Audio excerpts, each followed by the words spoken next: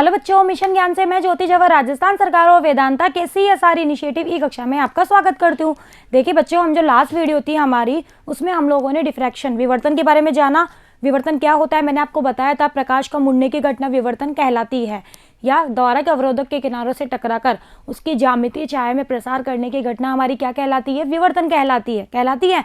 मैंने दो प्रकार के विवर्तन भी आपको बताए थे, फ्रेनेल और फ्राउनहोफर बताए थे। और आज हम यहाँ जो स्टडी करने वाले हैं वो है हमारा एकल स्लिट के द्वारा फ्राउनहोफर विवर्तन। हम ओनली फ्राउनहोफर को ही यहाँ पे स्टडी करेंगे। विवर्तन के लिए जो नेसेसरी कंडीशन थी वो भी मैंने आपको बताई थी कि आप जो भी द्वारक या अवरोधक चूज करो वो आपकी तरंगदैर्घ्य की कोटि के ही होने चाहिए। ओके बच्चों, सब कुछ हमने लास्ट वीडियो में पढ़ लिया था। तो आज की हेडिंग लगाइए, एकल स्लिट के द्वारा फ्राउनहोफर विवर्तन। अब देखिए, एकल स्लिट के द्वारा जो फ्राउनहोफर विवर्तन है उसके लिए क्या किया था। जैसे यहाँ पे ये आप डायग्राम देखिए, ये कोई एक मोनोक्रोमेटिक सोर्स है, ठीक है। इसके आगे एक लेंस रखा हुआ है, इसके ऊपर जब कोई तरंगार्घ गुजारा तो ये ये स्लिट रखी हुई है जो द्वारक अवरोधक कुछ भी हो सकती है, वहां से गुजरा और इसके मार्ग में वापस से दूसरा लेंस रखा हुआ है जिससे होते हुए हमें पर्दे के ऊपर विवर्तन प्रतिरूप दिखाई देता है। बिल्कुल ये एक्सपेरिमेंट लैब में करवाया भी जाता है। ओके बच्चों, चलिए अब इसमें हमें क्या क्या करना है कि हमें जो विवर्तन प्रतिरूप जो हमें पर्दे पर मिलेगा वो किस तरह से मिलेगा, कि कहाँ हमें प्रदीप्त क्षेत्र प्राप्त होगा। बिल्कुल वैसे ही जैसे व्यतिकरण में प्राप्त होता था ना, याद आ रहा है कुछ, कि हमें प्रदीप्त और अदीप्त फ्रिंजें प्राप्त होती थी ना। तो यहाँ पर भी हमें काला, कि हमारा जो बिंदु है वो किस जगह पे काला मिलेगा, किस जगह पे हमें प्रदीप्त क्षेत्र मिलेगा, उनकी तीव्रताएं कैसी होगी, आज इन सब के बारे में हम यहाँ पे स्टडी करेंगे। तो देखिए, माना कि कोई चौड़ाई वाली हमारी स्लिट है जिसका काट क्षेत्रफल हमने ए बी माना, मतलब ये जो स्लिट रखी हुई है इसकी चौड़ाई को मैंने ए माना है। वहाँ हम डी लेते थे ना, तो कंफ्यूज नहीं होना है। यहाँ हमने इसकी चौड़ाई को ए मान लिया है। याद हो तो व्यतिकरण में हमने डी माना था ना, दो जो मोनोक्रोमेटिक सोर्स थे उनके बीच की दूरी को हमने डी माना था। यहाँ हमने स्लिट की चौड़ाई को ए माना है। तो ये कोई एक हमारी स्लिट की चौड़ाई है ए, जो इस रेंज की है। भाई हमें लैम्बडा के रेंज की तो लेनी पड़ेगी ना, तभी तो हमारा विवर्तन होगा। चलिए, तथा इसकी लंबाई चौड़ाई के सापेक्ष कई गुना है। मतलब ये कि ये जो स्लिट हमने ली है ना, इसकी चौड़ाई तो बहुत कम है लेकिन इसकी जो लंबाई है ना वो बहुत ज़्यादा है इसकी चौड़ाई के कंपेयर में। और हमारा जो एस है वो एक मोनोक्रोमेटिक यानी कि एक वर्णी प्रकाश स्रोत है। एक वर्णी प्रकाश स्रोत का मतलब है कि एक बार में एक ही कलर की यहाँ पर वेवलेंथ या एक ही वेवलेंथ की यहाँ पर तरंग होगी। ओके, जो लेंस L1 के फोकस तल पर स्थित है। यहाँ दो लेंस है, पहला लेंस है L1, दूसरा लेंस है L2। ये जो ऐसा है वो इस L1 के फोकस तल के ऊपर स्थित है। दूसरा लेंस यहाँ पे रखा हुआ है जो इस पर्दे के जस्ट पीछे है, मतलब पर्दे से पहले है। ओके, तरंगार्घ XY लेंस L1 से अपवर्तित होकर समतल तरंगार्घ के रूप में स्लिट, ये स्लिट है, स्लिट लिख लेना इसको, स्लिट AB पर आपतित होता है। मतलब हमने ये लेंस क्यों रखा कि जैसे ही मोनोक्रोमेटिक सोर्स से जो भी हमने लाइट इसके ऊपर डाली लेंस से, तो इस लेंस से वो अपवर्तित होगी और समतल तरंगार्घ के रूप में हमारे AB स्लिट के ऊपर आपतित होगा। और हमने यही तो कहा था लास्ट वीडियो में कि फ्राउनहोफर विवर्तन में जो भी अपवर्तित या विवर्तित जो तरंगार्घ होता है वो समतल होता है ना। तो हमने इस लेंस से ये जो प्रकाश है वो अपवर्तित हुआ और समतल तरंगार्घ के रूप में इस AB स्लिट के ऊपर यहाँ क्या हो रहा है, आपतित हो रहा है। तो देखो आपको समतल ही तो नजर आ रहा है, ये आ रहा है ना। चलिए, से विवर्तित होकर फिर क्या होता है, इस AB स्लिट के ऊपर आपतित हुआ, जहां यह विवर्तित होकर लेंस L2 के द्वारा पर्दे MN पर फोकसित किया जाता है। कि अब ये इस स्लिट से क्या हुआ, इस स्लिट से गुजरा जब ये, तो यहाँ से विवर्तन प्रतिरूप होगा। क्यों? क्योंकि हमारा इसका जो आकार है वो इसकी तरंगदैर्घ्य की कोटि का है। विवर्तन प्रतिरूप होके इस लेंस से गुजरेगा और इस लेंस से होते हुए हमें पर्दे के ऊपर बिंदु P के ऊपर ये फोकस हो जाता है। ओके, ये हमारा पर्दा है। MN नाम दे दो इसको, जो भी हमने यहाँ दिया है। MM डैश का है तो आप MM डैश दे दीजिए, MM डैश। ओके, आया समझ में।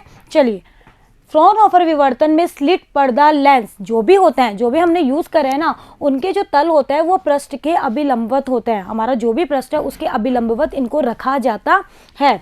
इस प्रयोग में लेंस L1 L2 को अवर्णीय माना गया है। मतलब ये कि हमने जो भी लेंस यूज किए गए हैं वो अवर्णीय है, उनसे किसी भी मतलब उनका कोई कलर नहीं है, अवर्णीय है वो। ओके, इस अवस्था में प्राप्त विवर्तन प्रतिरूप में केंद्रीय बैंड हमें प्रदीप्त प्राप्त होता है। बहुत ही इंपॉर्टेंट चीज़ है कि जब हम इस तरह से व्यवस्था करते हैं तो हमें जो केंद्र के ऊपर, पर्दे का जो केंद्र है उसके ऊपर हमें जो बिंदु, उसको मैंने माना है P, जो केंद्रीय बिंदु उसको मैंने P माना है, वो हमें प्रदीप्त यानी कि ब्राइट दिखाई देगा। कैसा दिखाई देगा बच्चों? ब्राइट दिखाई देता है। और हम देखते हैं कि इस P के दोनों ओर, जब हम इस P के दोनों ओर देखेंगे या ऊपर या नीचे पर्दे में, तो हमें इस P के दोनों ओर एकांतर क्रम में अदीप्त और प्रदीप्त बैंड दिखाई देते हैं। एकांतर क्रम में अदीप्त और प्रदीप्त बैंड आपको P के दोनों ओर दिखाई देंगे, जबकि आपका जो बिंदु P होगा वो प्रदीप्त होगा। ओके, चलिए। और इनकी जो तीव्रता होती है वो घटते क्रम में होती है। मतलब ये कि जब हम अभी ग्राफ खींचेंगे तो हमें ग्राफ ऐसा मिलेगा, ऐसे घटते हुए क्रम में इनकी तीव्रता होती है। जो भी अदीप्त और प्रदीप्त बैंड हमें दिखाई देते हैं उनकी जो तीव्रता होती है वो घटते हुए क्रम में नजर आती है। चलिए, AB स्लिट की लंबाई के समांतर होती है, और ये जो हमें दिखाई देता है ना, वो हमारी जो स्लिट है ना उसकी लंबाई के कैसे होते हैं, वो समांतर होते हैं। इतना आपको समझ में आया? यानी कि कुल मिला के यहाँ पे बात सिर्फ इतनी सी है कि हमें फ्रॉनहोफर विवर्तन में एकल स्लिट के द्वारा जो विवर्तन प्रतिरूप मिला उसमें हमारा जो केंद्रीय बिंदु होता है वो हमें प्रदीप्त दिखाई देता है। केंद्रीय बिंदु के दोनों ओर एकांतर क्रम में हमें अदीप्त और प्रदीप्त बैंड दिखाई देते हैं, लेकिन वो जो बैंड होता है उनकी जो तीव्रता होती है वो घटते हुए क्रम में होती है। जब समतल तरंगाग WW' स्लिट AB पर आपतित होता है, या यह है आपतित होता है, आपतित होता है, तो इसका प्रत्येक भाग द्वितीयक स्रोत की तरह कार्य करता है। ये तो हमें अच्छे से पता है कि हाइगेंस ने हमें ये चीज़ बताई भी थी कि तरंगार्ग का प्रत्येक बिंदु जो होता है वो एक बिंदुवत स्रोत की तरह कार्य करता है और उससे द्वितीयक तरंगिकाएं उत्सर्जित होती है। तो बिल्कुल यही चीज़ यहाँ लिखी है, जिससे द्वितीयक तरंगिकाएं आगे की ओर गमन करती है। ये तरंगिकाएं OP दिशा में गमन करती हुई लेंस L2 के द्वारा बिंदु P पर फोकस होती है। बिंदु P की A अथवा B से जो दूरी होती है वो समान होती है। अब देखो, ये जो बिंदु P होता है ना, हमारा जो हमारा केंद्रीय बिंदु जो P है ना, इसकी ये जो स्लिट थी ना A और B, जिसको मैंने नाम दिया था, इसकी इस बिंदु P की इस A स्लिट से या बिंदु P की जो B स्लिट से, दोनों से जो दूरी होती है वो समान होती है, जिसकी वजह से बताओ यहाँ पे कोई भी पार्ट डिफरेंस, पथांतर आया क्या? भाई ये दूरी और ये दूरी समान है तो कोई भी पार्ट डिफरेंस नहीं आया है ना। तो इसलिए बिंदु P पर जो तरंगिकाएं होती है वो समान कला में पहुंचेगी। भाई इनके अंदर कोई भी पाथ डिफरेंस नहीं है तो इनकी कलाएं भी क्या होगी? समान होगी ना। और वहां पर तीव्रता अधिकतम प्राप्त होती है। इस प्रकार केंद्रीय जो बैंड होता है या जो उच्चिष्ट बिंदु होता है वो चमकीला यानी कि ब्राइट प्राप्त होता है। आया समझ में? देखो, हमें संपोषी या विनाशी, कुछ भी, हम व्यतिकरण की बात नहीं कर रहे हैं, लेकिन अगर आप लोगों को व्यतिकरण में याद हो तो संपोषी और विनाशी व्यतिकरण हमें मिलता है, तो वो पार्ट डिफरेंस की वजह से तो मिलता था ना। यहाँ पर क्या होता है कि इस बिंदु P पर इस A से दूरी या बिंदु P की इस B से दूरी समान होने की वजह से यहाँ पर कला जो होती है, इन दोनों से निकलने वाली जो कला होती है बिंदु P पर समान होती है। यहाँ कोई कलांतर नहीं होता है, जिसकी वजह से हमें तीव्रता यहाँ पर क्या मिलेगी? मैक्सिमम मिलेगी। इसी कारण से हमें ये जो केंद्रीय बिंदु है, इसे हम उच्चिष्ट बिंदु भी कहते हैं, वो हमें कैसा दिखाई देता है? ब्राइट दिखाई देता है। लेकिन अगर हम इस P के, मान लो ऊपर की ओर कोई बिंदु ले लेते हैं P', यदि पर्दे पर किसी अन्य बिंदु P' या इसको P1 नाम दे दीजिए, P1 दिया है तो, पर जो OP से, अब देखो यहाँ से अगर आप देखोगे तो बताओ आपको क्या ये दोनों दूरियां समान नजर आ रही है? अगर आप इस P1 से देखो तो P1 की A से दूरी और P1 की B से दूरी आपको समान नजर आ रही है? नहीं, ये दूरी ज़्यादा नजर आ रही है, ये दूरी कम, यानी कि इनके बीच में कुछ ना कुछ पथांतर है, जिसकी वजह से यहाँ पर क्या होता है? इस दिशा में गमन करने वाली सभी द्वितीयक तरंगिकाओं में कलांतर उत्पन्न हो जाएगा। होएगा ही होएगा भाई, पथांतर है तो कलांतर होगा ही होगा। और बिंदु P की B से दूरी और A से दूरी A के सापेक्ष अधिक है, भाई ये दूरी ज़्यादा है और ये दूरी कम है। बिंदु P का उच्चिष्ट या निम्निष्ट होना, जिसकी वजह से हमें बिंदु P के ऊपर उच्चिष्ट और निम्निष्ट दिखाई देता है। अब ये डिपेंड करेगा किसके ऊपर? तरंगिकाओं के कलांतर पर, कि इनका कलांतर कितना है। भाई जो दोनों तरंगिकाएं निकल रही है उनके बीच में कितना कलांतर है, उसके बेसिस के ऊपर ये बिंदु P या तो हमें उच्चिष्ट मिलेगा या फिर हमें निम्निष्ट मिलेगा, लेकिन मिलेगा जरूर। ओके, जबकि हमारे केंद्रीय बिंदु के ऊपर कोई कलांतर नहीं था, जिसकी वजह से हमें वहां पर चमकीला दिखाई दिया। चलिए, अब AC मैंने मान लिया कि देखो ऐसा कुछ, मैं सिर्फ छोटा सा डायग्राम बनाऊं कि जैसे मान लीजिए ये मेरी कोई एक स्लिट है, AC बिंदु A से BP, ये BP1 पर लंब है, मतलब ये हमारी स्लिट थी ऐसे AB, और ये हमारा पर्दा था, ये मैंने मान लिया P1 है। इससे दूरी ये रही, इससे दूरी ये रही, इनके बीच में हमें पथांतर दिखाई दे रहा है, तो मैंने इसके ऊपर ये लंब डाला जिसको मैंने कहा AC। तो ये इतना सा पथांतर है ना, इन दोनों तरंगों के मध्य ये जो पथांतर है उसी को मैंने कहा डेल्टा बराबर BC। इसको मैंने डेल्टा कहा और डेल्टा बराबर कितना है BC। और वही ये एंगल, बिल्कुल बिल्कुल ये चीज़ आपको वैसे ही नजर आ रही है जैसे यंग डबल स्लिट एक्सपेरिमेंट में आई थी ना। तो अब त्रिभुज ABC से ये रहा मेरा जो त्रिभुज बनेगा, ये त्रिभुज ABC, उससे मैं क्या करूंगी, पथांतर BC बराबर हो जाएगा AB साइन थीटा। भाई ये एंगल थीटा होगा, आप लोग पीछे के डायग्राम में देखिए तो आपको ये चीज़ नज़र आ जाएगी। ये देखो ये बन रहा है ना, और ये एंगल है थीटा। तो ये जो होगा थीटा के साथ, तो मैं इसको तो लिखूंगी AB कॉस थीटा और ऐसे होगा AB साइन थीटा। तो ये दूरी AB साइन थीटा के बराबर लिख दूँ, कोई फ़र्क पड़ेगा नहीं ना। तो मैंने इसको लिख दिया AB साइन थीटा। तो ये आ गया AB साइन थीटा। AB का मान कितना है भाई, ये जो दूरी है वो स्मॉल a मानी है ना हमने, स्लिट की जो चौड़ाई है वो हमने स्मॉल a मानी है, तो इसको मैंने लिख दिया स्मॉल a साइन थीटा। तो पथांतर कितना आ गया, डेल बराबर आ गया मेरा स्मॉल a साइन थीटा। इतना यहाँ पे पथांतर हो गया। ओके, a स्लिट का आकार है, थीटा क्या है, द्वितीयक तरंगिकाओं की कोणीय स्थिति। चलिए, तो हमने पथांतर यहाँ पे कैलकुलेट कर लिया। अब हम करते हैं इसके केस कि कब हमें बिंदु काला मिलना चाहिए, कब हमें बिंदु पर उच्चिष्ट मिलना चाहिए, कब निम्निष्ट मिलना चाहिए, वो केस करते हैं। अगर हमारा जो पथांतर है वो लैम्बडा के बराबर हो, मैंने मान लिया कि हमारा जो पथांतर है वो लैम्बडा है, तो देखो क्या होगा, पथांतर हमारा डेल है A साइन थीटा 1, मैंने इसको थीटा 1 मान लिया बराबर लैम्बडा। तो तरंगार्क AB को 2 बराबर भागों में विभाजित किया जा सकता है। अगर हमारा पथांतर लैम्बडा के बराबर आ रहा है, जो दोनों तरंगिका उनके बीच में पथांतर लैम्बडा के बराबर आ रहा है, तो जो भी तरंगांक हमने आपतित किया है उसको 2 बराबर भागों में हम विभाजित कर सकते हैं। जब हम इसको 2 बराबर भागों में विभाजित कर सकते हैं, OA और OB, देखिए अब डायग्राम में आपको ये सब चीज़ डायग्राम से ही समझ में आएगी। OA और OB, अगर हमारा जो पथांतर है, हमारा जो भी पथांतर है वो लैम्बडा है, तो उस कंडीशन में जो भी तरंगांक आएगा उसको हम 2 बराबर भागों में विभाजित करेंगे, एक होगा OA और एक होगा OB। ओके बच्चों, चलिए अब OA और OB विभाजित दोनों तरंगांकों के मध्य, अब जो दोनों तरंगांक हमने विभाजित कर लिए ना, इनके मध्य जो पथांतर होगा वो λ/2 होगा। भाई टोटल तो लैम्बडा है, लेकिन दोनों तरंगों के मध्य पथांतर कितना होगा, λ/2 होगा, अर्थात दोनों भाग परस्पर विपरीत कला में आधारोपित होंगे। तो अब ये दोनों जो भाग है वो आपस में कैसे आधारोपित होंगे, जब ये आधारोपित होंगे ना, ओवरलैप करेंगे, तो ये विपरीत कला में करेंगे। जैसे अगर एक ऊपर जाएगा तो एक कहाँ जाएगा, नीचे की ओर। इस तरह से ये आधारोपित होंगे, जिसकी वजह से ये एक दूसरे को क्या कर देंगे, कैंसिल कर देंगे।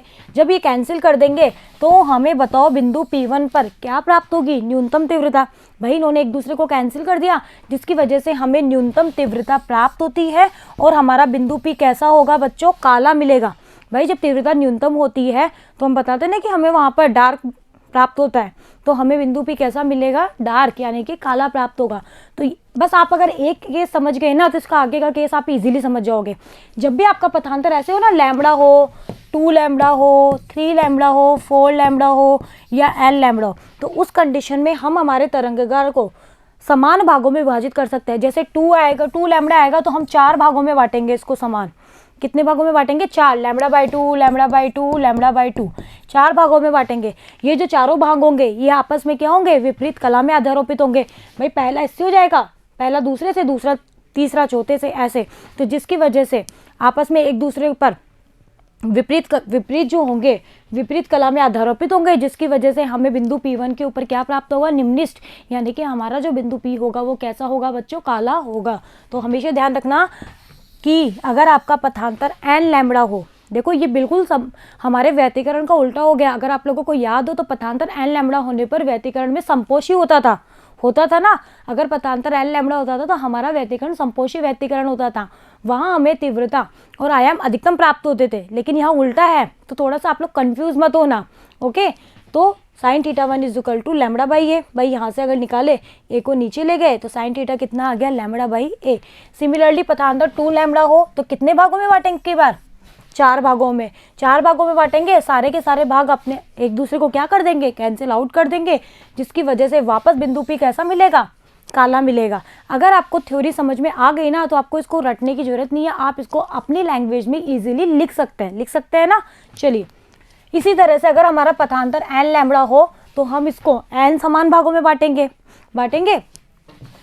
तो तरंगार को समान भागों में विभाजित किया जा सकता है जो परस्पर क्रमागत एक दूसरे के विपरीत दिशा में अध्यारोपित होंगे, जिसकी वजह से हमें बिंदु P कैसा मिलेगा बच्चों, काला प्राप्त होगा।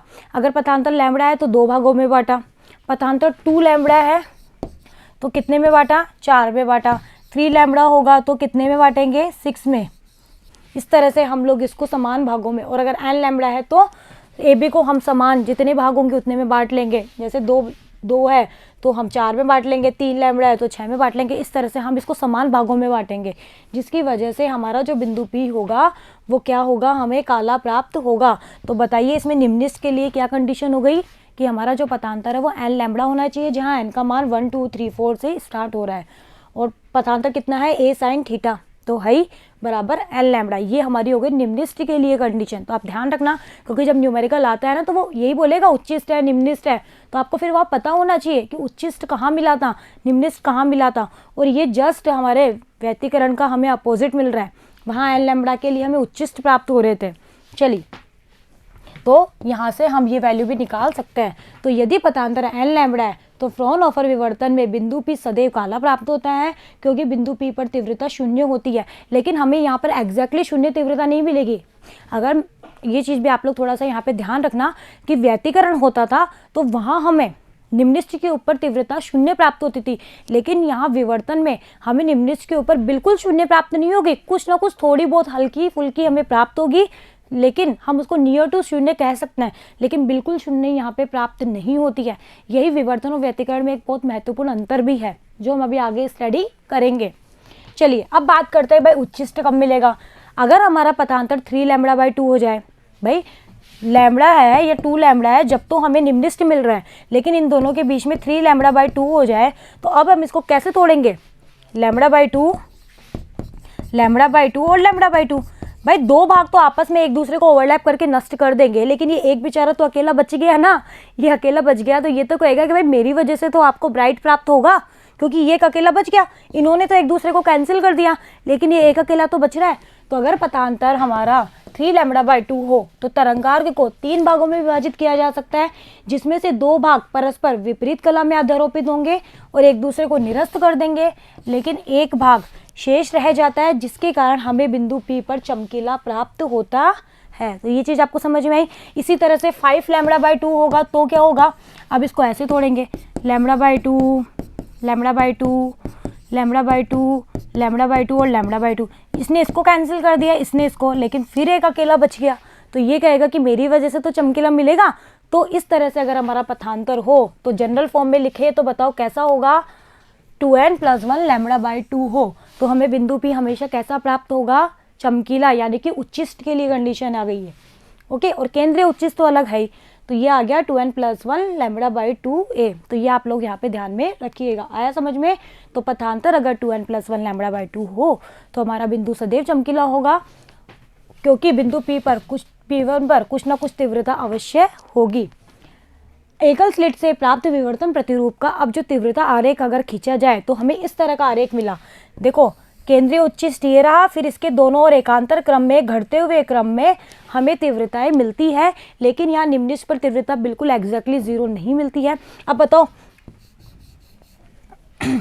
पाई, 2 पाई, 3 पाई, इनके ऊपर तो हमको 0 प्राप्त होगी, ठीक है, और बाकी की जो बीच की वैल्यूज होगी उनके ऊपर हमें तीव्रता मिलेगी, लेकिन तीव्रता घटते हुए क्रम में मिल रही है। I1 है, फिर I2 घट गया, I3 और घटेगा, इस तरह से। और बिल्कुल सेम यही आरेख इसके इधर भी बनेगा। तो आप लोग डायग्राम बुक से देख करके फिर अच्छे से बना लेना। तो इस तरह का हमें आरेख प्राप्त होता है। और यहाँ जो I होता है वो कितना होता है, I0 sin α/α का होल स्क्वायर। ये आपको डायरेक्ट याद रखना है, ठीक है। ये कहाँ से आई, ये हम यहाँ पे स्टडी नहीं करेंगे। तो एकल स्लिट से प्राप्त विवर्तन प्रतिरूप में केंद्रीय उच्चिष्ट बिंदु P के दोनों ओर सम्मित होता है। इसी कारण केंद्रीय उच्चिष्ट बिंदु के दोनों ओर विवर्तन प्रतिरूप या अदीप्त या प्रदीप्त बैंड बनते हैं। और यहाँ ध्यान रखना कि ये जो तीव्रता 0 मिल रही है वो एग्जैक्टली 0 नहीं होती है। चलिए, अब बात करते हैं कि हमने विवर्तन भी पढ़ लिया और हमने व्यतिकरण भी पढ़ लिया। अब इन दोनों में हम अंतर की बात करते हैं कि आखिर इन दोनों में क्या डिफरेंस है, और ये एग्जाम में पूछा भी जाता है। देखो, हमने व्यतिकरण के लिए क्या कहा कि हमारा व्यतिकरण तभी हो सकता है जब हमारा आयाम तो लगभग समान हो और आवर्ती हमारी समान होनी चाहिए। तो लगभग समान आयाम और समान आवर्ती की तरंगे एक दूसरे पर अध्यारोपित होती है तो ही विवर्तन होता है, जबकि हमारे व्यतिकरण होता है। लेकिन हमारे विवर्तन में क्या होता है, विवर्तन में हमारा एक ही तरंगार्घ से द्वितीय तरंगिकाओं का अध्यारोपण होता है। एक ही तरंगार्घ हमने अध्यारोपित किया था समतल, उसी से द्वितीय तरंगिकाएं आपस में अध्यारोपित हुई और हमें विवर्तन प्रतिरूप प्राप्त हुआ। ओके, चलिए। व्यतिकरण प्रतिरूप में सभी चमकीली फ्रिंजों की जो तीव्रता थी वो समान थी। याद करिए, हमें जो भी ग्राफ मिला था व्यतिकरण में वो हमें ऐसा मिला था ना, जबकि यहाँ कैसा मिल रहा है, यहाँ मिल रहा है ऐसा। तो बताओ, यहाँ पर तो सभी जो चमकीली फ्रिंजें थी इनकी जो तीव्रता थी वो समान थी या नहीं, और 4I0 मैक्सिमम आई थी नहीं आई थी, याद आ रहा है कुछ। जबकि यहाँ पर I1 ये ज़्यादा है, फिर ये कम, फिर ये उससे भी कम, ये थोड़ा कम, फिर ये कम, ऐसे ऐसे मिलेगा। तो व्यतिकरण में सभी चमकीली फ्रिंजों की तीव्रता समान थी, जबकि हमारे विवर्तन में अधिकतम केंद्रीय की तो अधिकतम होती है और अन्य की क्या होती है, घटते हुए क्रम में होती है। समान आयाम के व्यतिकरण प्रतिरूप में काली फ्रिंजों की तीव्रता 0 थी। वहाँ जो काली फ्रिंजें मिली थी उनकी तीव्रता हमें 0 मिली थी, लेकिन यहाँ मैंने आपको बताया कि यहाँ पर इनकी जो तीव्रता होती है वो 0 नहीं होती है, ये आप ध्यान रखिएगा। व्यतिकरण में फ्रिंजें सामान्यतः समान चौड़ाई की थी। यहाँ जो फ्रिंजें मिलती है ना, ये सब समान चौड़ाई की थी, लेकिन हमने प्रूफ भी तो किया था, बीटा निकाला था, याद आ रहा है कुछ। जबकि यहाँ पर ये जो चौड़ाई होती है ना, ये समान नहीं होती है। विवर्तन में फ्रिंजें सदैव असमान चौड़ाई की होती है।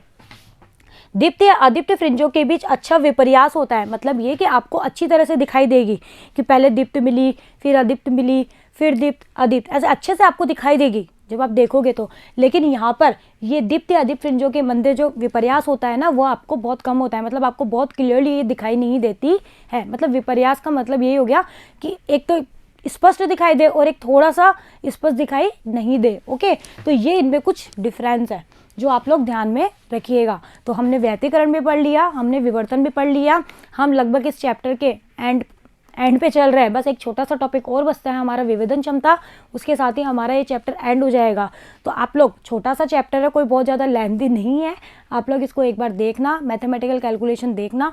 जो चीज़ याद करने की है वो तो देखो याद करनी ही पड़ेगी, बाकी कंफ्यूज नहीं होना है, गलती मत कर देना, क्योंकि यहाँ जो न्यूमेरिकल जब बनते हैं ना तो वहाँ आपको सब कुछ पता होना चाहिए। जैसा भी हमें न्यूमेरिकल करेंगे ना, तो देखना यहाँ अगर आपको कंडीशंस नहीं पता है तो आप न्यूमेरिकल नहीं कर पाओगे। कैलकुलेशन बहुत इजी है, लेकिन सिर्फ हमें कंडीशंस अच्छे से पता होनी चाहिए। चलिए, तो अब हम करते हैं एक न्यूमेरिकल, बाकी के आप खुद करेंगे।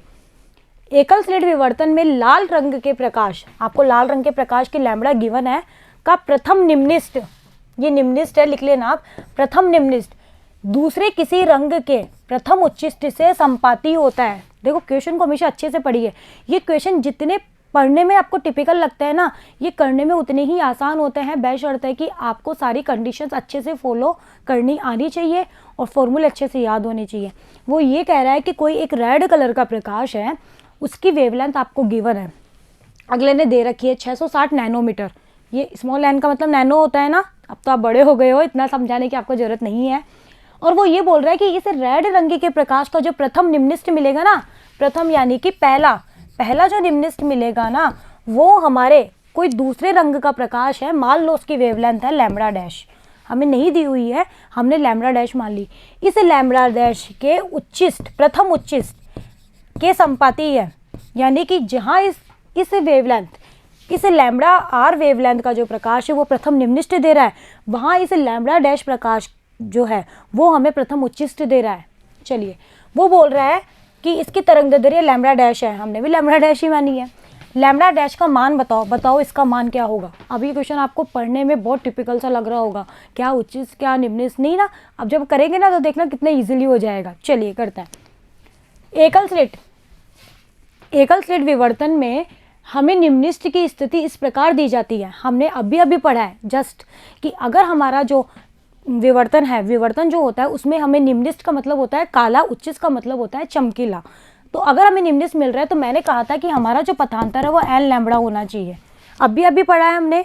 चलिए, और अगर हमारा पथांतर 2n+1 लैम्बडा बाई 2 होता है तो हमें उच्चिष्ट मिलता है। हमें तो निम्निष्ठ की बात कर रहे हैं तो एक बार निम्निष्ठ लेते हैं। पथांतर कितना था, a sin थीटा था या नहीं था, बराबर एन लैम्बडा।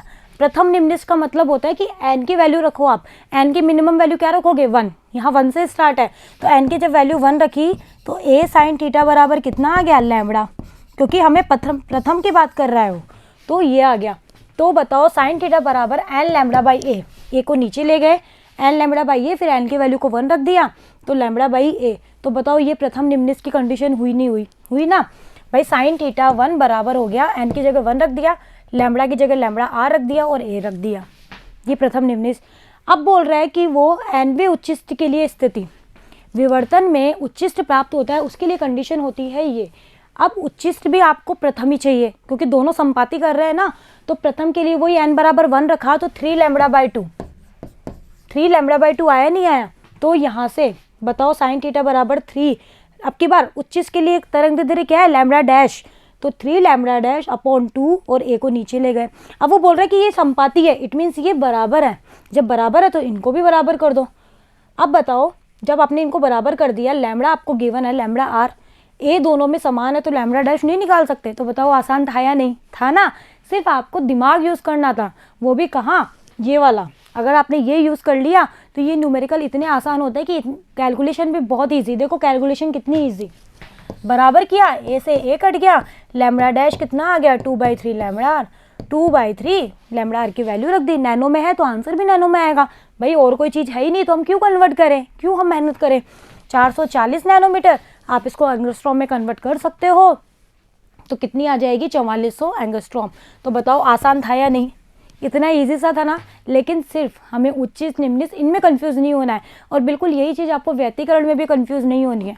आप बस चीज़ों को कंपेयर करके याद करिए, कंपेयर करके याद करोगे ना तो कभी भी गलती नहीं करोगे। अदरवाइज एग्जाम में क्या होता है, चीज़ें सारी की सारी ओवरलैप कर जाती है, बिल्कुल वैसे ही जैसे यहाँ पर तरंगिकाएं ओवरलैप कर रही है ना हमारे द्वितीयक तरंगिकाएं ओवरलैप, तभी तो हमें विवर्तन प्रतिरूप प्राप्त हो रहा है। तो ऐसे ही एग्जाम टाइम पे आपके सारे फॉर्मूले भी ओवरलैप कर जाते हैं और फिर पता नहीं क्या खिचड़ी बनती है। तो वो ओवरलैप वहाँ नहीं करवानी है, उसको यहीं तक ओवरलैप रहने दीजिए, वहाँ हमें कुछ भी ओवरलैप नहीं करना है। जो चीज़ें जिस तरह से हमें उनको उसी तरह से अपने माइंड में सेट करके रखना है। तो ये तभी पॉसिबल है बच्चों जब आप लोग न्यूमेरिकल की अच्छे से प्रैक्टिस करते रहोगे। और ऐसे नहीं, और देखो प्रैक्टिस करने के भी बहुत सारे तरीके होते हैं। कुछ बच्चे होते हैं बुक खोल के न्यूमेरिकल को पढ़ा और उसको उसी में ही सॉल्व कर दिया, हैंड पेंसिल उसने चलाई नहीं, बस हाँ ये ऐसे था ये वैल्यू रख दी, ये आंसर आ गया। वो किसी भी तरह का न्यूमेरिकल सॉल्व करना नहीं होता है और वो आपके किसी भी तरह से काम नहीं देने वाला है। जब तक आप क्वेश्चन को पढ़ के खुद से बिना देखे अपनी कॉपी में पेन नहीं चलाएंगे, खुद का माइंड यूज़ नहीं करेंगे, तब तक आप न्यूमेरिकल पे पावर नहीं बना सकते हो। इसलिए इस तरह की ट्रिक ना अपनाएं, कॉपी पेन चलाए, थोड़ी सी कॉपी ही तो ख़राब होगी और क्या होगा, ठीक है। लेकिन आपकी अच्छे से प्रैक्टिस हो जाएगी तो टॉपिक आपका और अच्छे से क्लियर हो जाएगा। ओके बच्चों, तो आज के लिए इतना ही, बने रहिएगा मेरे साथ, मिलते हैं नेक्स्ट वीडियो में। Thank you.